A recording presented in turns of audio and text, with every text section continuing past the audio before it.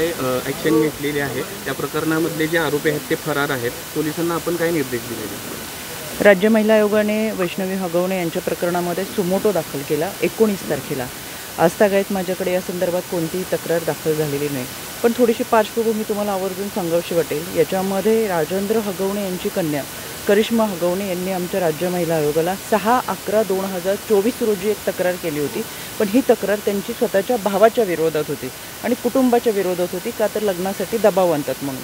शेवटी हा कुटुंबातला विषय होता।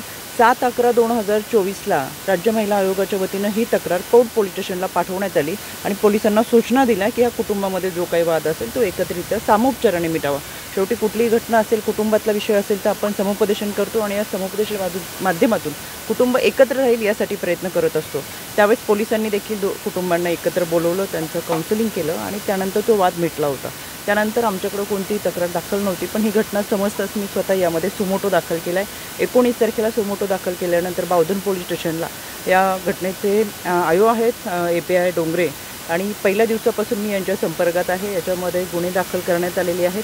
5 आरोपीपैकी 2 आरोपी फरार आहेत, 3 आरोपी अटकेत आहेत। त्यामध्ये सासू, नवरा आणि नणंद हे अटकेमध्ये आहेत। दीर आणि सासरे हे फरार आहेत। या संदर्भात फरार आरोपींचा तपास करण्यासाठी तुमच्या माहितीसाठी मला खरं आवर्जून सांगायचं आहे, बऱ्याच वेळा चुकीच्या बातम्या ह्या प्रसारमाध्यमातून बाहेर जातात। या आरोपींना अटक करण्यासाठी पोलिसांची टीम आहे, क्राईमची टीम आहे, सायबरची आहे, प्लस कालपासून अँटी गुंडा टीमसुद्धा यांच्यामध्ये सहभागी झाली की जी कुठे असेल तिथं त्यांचा तपास करावा। यामध्ये कालच्या माझं आयोशी बोलणं झाल्यानंतर कालच्या त्यांच्या या माहितीनुसार कुठेतरी त्यांना मिळाले की एका मुळशीच्या रिसॉर्टमध्ये कुठेतरी ते असण्याची शक्यता आहे। पोलिसांनी त्या ठिकाणी जाऊन तपास केला, पण ते कुठेही सापडले नाही। पण गेल्या 3.5 वर्षाच्या कालावधीमध्ये राज्य महिला आयोगाचे अध्यक्ष म्हणून काम करत असताना गुन्हेगार कोणत्या पक्षाचा आहे, जातीचा आहे, धर्माचा आहे, अजून कधीच पाहिलेलं नाही। गुन्हेगार हा गुन्हेगार असतो, ते विकृतीच्या विरोधात आपण लढत असतो आणि म्हणून आता आदरणीय तटकरे साहेबांनी देखील सांगितलं, राजेंद्र हगवणे आमच्या पक्षाचे पदाधिकारी नव्हते, त्यांचा मुलगा हा आमच्या संघटनेत काम करत होता, त्याचीसुद्धा हकलपट्टी करण्यात आलेली आहे। त्याच्यामुळे कोणत्याही गुन्हेगारी व्यक्तीला आम्ही पाठीशी कधीच घालत नाही। शेवटी न्याय देण्याची भूमिका ही सुरुवातीपासून राहिलेली आहे आणि यामध्ये न्याय मिळेपर्यंत आम्ही पाठपुरावा करत राहू। त्याच्यामुळे अशा काही चुकीच्या बातम्या प्रसारमाध्यमांमधून करत चुकीच्या बातम्या आल्यात जरा सांगू शकाल प्रसारमाध्यमातून? कारण जो पोस्टमॉर्टम रिपोर्ट आहे तो जर आपण पाहिला, आपल्याला तो अधिकार आहे, पण ज्या काही पद्धतीने त्या महिलेचा हाल झालेला आहे, तिच्या अंगावरती वळ आहे, त्यानुसार कुठल्या माध्यमातल्या यामध्ये एक गोष्ट अशी होती की आरोपीला पाठीशी घातलं जाते अशी होती, किंवा आदरणीय अजितदादा लग्नात गेले। शेवटी लग्न सोहळा हे आमंत्रण सगळ्यांना असतं, नेते म्हणून कार्यकर्त्यांच्या कुणाच्याही लग्नात बोलवलं तर दिवसभरात आम्ही अनेक ठिकाणी जात असतो। त्याच्यामुळे पुढे काय होणार आहे हे आपल्याला माहीत नसतं।